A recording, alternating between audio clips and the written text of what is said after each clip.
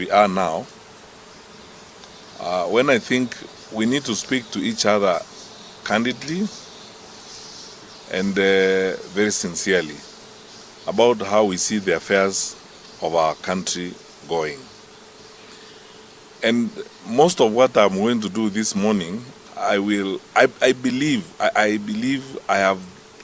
the weight of responsibility on my shoulders as a political leader in a party, number one, and then secondly, as someone who had the privilege of serving as the Cabinet Minister for Interior and Coordination of National Government, and therefore sat in the apex of the national security infrastructure in the country for about 5 years.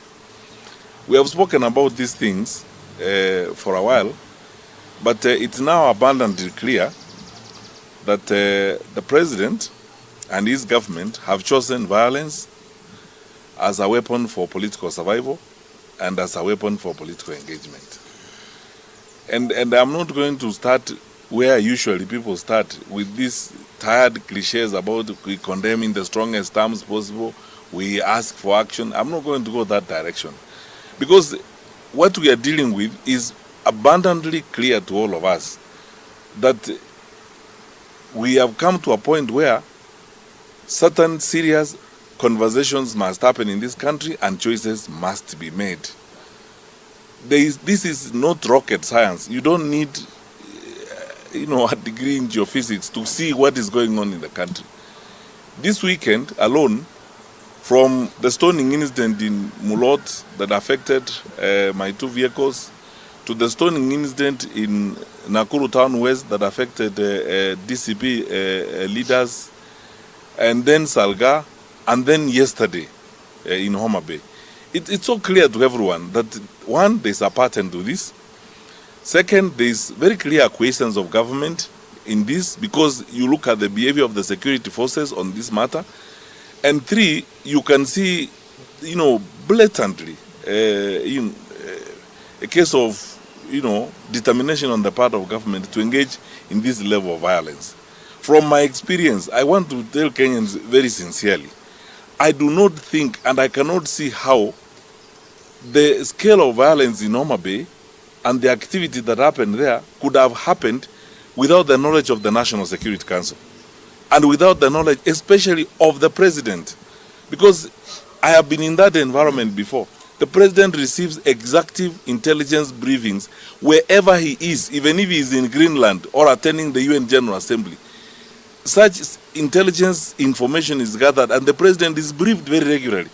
So when you look at what happened in Homa Bay, it's crime at industrial scale. The planning, you can see clearly the choreography, the management of that, and the resources that could have been spent in that clearly shows you that this is something that was premeditated, it had been happening, it was planned. The next question you ask is, where was the county security team led by the county commissioner in Homa Bay? Where was the regional security team led by the regional commissioner in Kisumu? In most cases, unless the operations of government have changed in a very significant manner, and my dear Kenyans, listen to me, this is something I know like the back of my hand. Unless the management of government has changed in any significant manner, the situation in Homa Bay is one where even the regional police commander should have taken control and taken over the command of what was happening in Homa Bay and assembled resources. I am aware, because that the deployment has not changed. I am aware that in that region, the police have got even special resources. There are border police, there is a GSU. They would have been able to mobilize sufficient resources to address what was happening, but they couldn't, because clearly there was a sense of acceptance on the part of the security forces that ought to have happened. The tragedy of it all is that now we have been warning everybody, and that's why I'm not going to go into those, usual silly niceties of saying we warn, we condemn. We are already in a crisis. We have now begun our final descension into anarchy as a country. Let's not pretend about it. When you look at the scale of destruction, the pain and the losses in Homa Bay, into chaos. The president and his government have chosen. Because ask yourself the question, you can go far back to the attacks in Odaya, when Rigathi Gachagua was going to church and he was attacked there by armed people and so on. All the way the 3 weeks ago or 4 weeks ago, when Linda Mwananchi convoy was stoned in a place called Keumbu in Kisii. Those guys were arrested. They were to court on Monday. There wasn't a prosecutor, there wasn't a file, there was nothing. The magistrate released them, they walked away. When the local member of parliament was invited to record a statement by the DCI, he did not as much as turn up. We lost a life there, a gentleman called Mapinduzi. We buried him a while ago, and that story is gone. We are going on. No investigations done, no arrests, nothing. 2 weeks earlier, elected leaders, members of the county assembly in Kisii, were beaten up by thugs in the center of town at 9 a.m. in the morning. When I arrived there with a bunch of lawyers to see these guys in hospital, the police officers were telling me they don't have B3, all manner of these silly excuses you keep hearing all the time. To this day, no one has been arrested or prosecuted about that. The county government there in Kisii is running a militia, terrorizing people at night, going to estates, beating up people and so on, with the acquiescence of the police.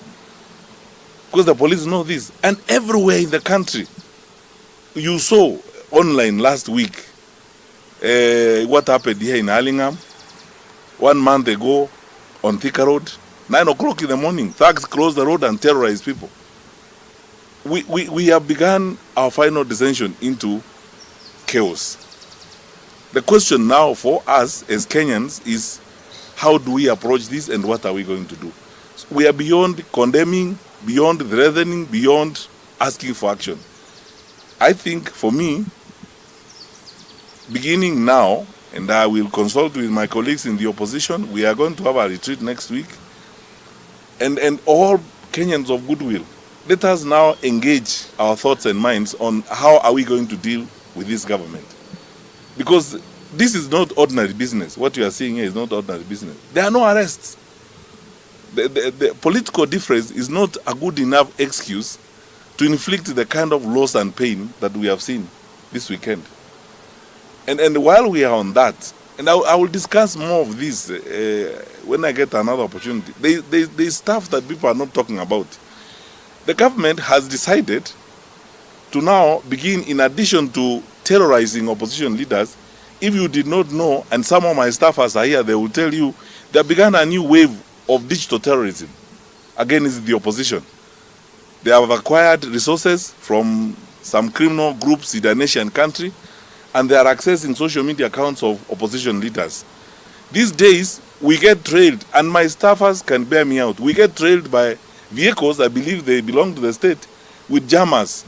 We stop to address rallies. Our Wi-Fi is interfered with. You cannot communicate. I was checking with my staffers who were checking with the team that Rigathi Gachagua was traveling with over the weekend. They have begun experiencing the same challenges on the trail. And these are jammers. I believe this is the work of the state. Who has the capacity to do that? You have seen unprecedented investment in propaganda, fake news, and so on. Last week you saw a letter purported, or a statement purportedly authored by Kanze Dena, the communication head of the fourth president, claiming that President Kenyatta has said he's not going to meet with Rigathi Gachagua and so on and so forth. All that is the work of the state.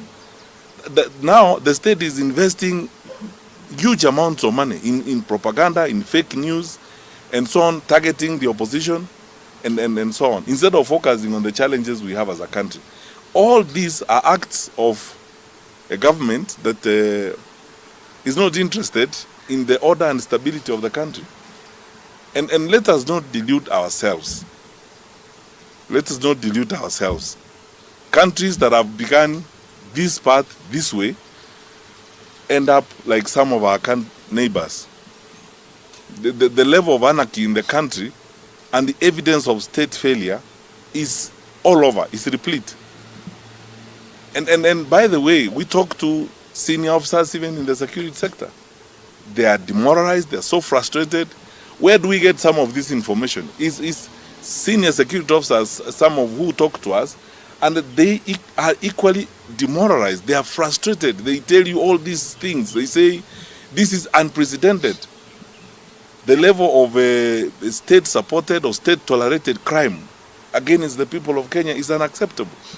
So I think the government has made its choice on this particular matter. It's now upon the people of Kenya to also now make their choice. And this is not going to come easily like that. It's going to require all of us to have conversations, consult one another, plan, and take a course that we believe, first of all, is lawful and preservative of our country, and then see how else we can address this problem. Otherwise, we are not going to reverse this. You know, our fellow citizens who happen to be in power, President Ruto and his colleagues, imagine unwisely that access to instruments of power guarantees you control and management of this for a long time. They are so wrong, and they will discover how wrong they are shortly. The unfortunate thing is that it will be at the expense of lives such as those that were lost in Homa Bay. Because none of us, you know, you can't terrorize the public as a way of surviving, because the repercussions are dire. When wananchi begin to respond to this terrorism, to this madness by the state, you will not be able to control the country. You are radicalizing the country to a point where you won't be able to control it. When people rise up against this, it's going to be completely uncontrollable. Because ask yourself the question, these people you are paying, these thugs you are paying and goons and all that, to terrorize your opponents, when they are done terrorizing your opponents, what are they going to do? They are going to turn on you, first of all. They will come to your houses. They will want this money. You are socializing them to a consistent supply of income through crime. And that is not going to be the way of sustaining our country. Finally, because we are in this, and then let's be very honest with each other. We've not been here before as a country. This is unprecedented. It's unusual. And I'm not going to waste my time saying we condemn this in the strongest terms possible. We are done with condemning. How many times are we going to condemn? Memoranda has been taken to the Inspector General of Police. Representation has been done to the parliamentary committees. Faith-based leaders. Because if I am in leadership and people speak to me the way the Conference of Catholic Bishops spoke, I would actually be worried. The PCA bishops and all these people, if you are a leader and your religious leaders in your country speak to you the way these leaders have been speaking, you of course to be concerned and do the right thing. But it's abundantly clear they don't care. They just simply don't care. They're playing for one thing, survival. And nothing matters. The independent institutions will be abused. Security sector institutions will be abused, so that one end is achieved, political survival. Unfortunately, the cost is very high. So I take this opportunity, painfully and sadly, to convey our condolences as a party to those who lost their lives yesterday, including a Form 3 student. That's how low we have sunk. Then urge my colleagues in the opposition that time now has come when our sense of commitment to opposition unity is going to be tested. Our sense of patriotism is going to be tested. Our nerves are going to be frayed. Our patience is going to be taxed. And the temptations even to split us are real. What gift could you give this government than seeing opposition leaders either calling each other names in public? We as Jubilee are determined to stay in this for the long haul. We will play our even we ourselves do not like, or things that table and discuss them. We will not fall into the trap of breaking the first commandment when you are at war. thou shalt not turn fire on your compatriot. The challenges we have are coming from one direction, the government of the day, and now is the time for us to cross ranks, work together, and ensure that we do the right thing for the country. I pray that we fall into those temptations of focusing on each other and criticizing each other, and sometimes using language that is intemperate. Patience is being tested. Some of these things are done by government so that we can fight amongst ourselves. We must refuse to walk down that. We as Jubilee are going to refuse to walk down that path. We will work together to ensuring that unity prevails, to ensure that we stay together and move forward to deliver this country challenges it now faces. The worst, the crime and insecurity initiated, supported by elements of government. Finally, before I finish, you wonderful people in the press, I want you to check this on your own. Over the years, when we were in government, we always periodically did a mop-up of small arms in the wrong hands because of where we find ourselves as a country.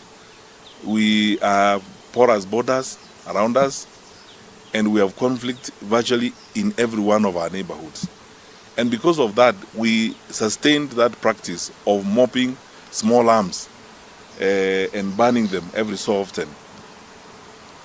What is harrowing to me, even with the knowledge I have on how the security sector operates, there were armed people in that Homa Bay meeting, some of them shooting. Nobody knows whether they are actually people from the disciplined groups. My sense and suspicion is that there are far too many small arms in the wrong hands in the country, which is now fueling up the confidence of criminals and criminal activity. Now, how do we go to an election in that kind of environment? I don't want to say we're asking the government. This is common sense. It's something they know they ought to do.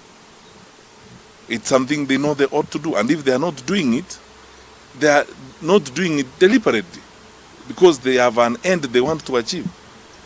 I cannot imagine how, with the kind of security resources we have in the country and the kind of infrastructure we have, we could see the violence in the scale of what we saw in Homa Bay. For 2 days, a rural county in Kenya is actually under the spell and control of criminals. For 2 days. And we behave as if this is normal. I have done my duty as a leader on behalf of my colleagues. I have pointed out to the country and I have warned that we have begun our final descension into chaos and anarchy in this country. The question is, what are we going to do as a people? My suggestion is we will have to sit down, consult all actors and choose which path we are going to follow. Because we are beyond that idea of saying we condemn what happened yesterday. We are beyond condemnation. That's what we do every time. And they know, I want to tell fellow Kenyans, people know that I usually speak bluntly this way. Let's stop this pretense. You know, we are not dealing with a normal situation now in the country. We are not. Where? When you see those kinds of things happening, and who will tell me? Who? The county commissioner or the regional commissioner to tell me that that kind of stuff would happen in your area of jurisdiction and you don't have backing from your bosses to witness that kind of nonsense going on there? Where citizens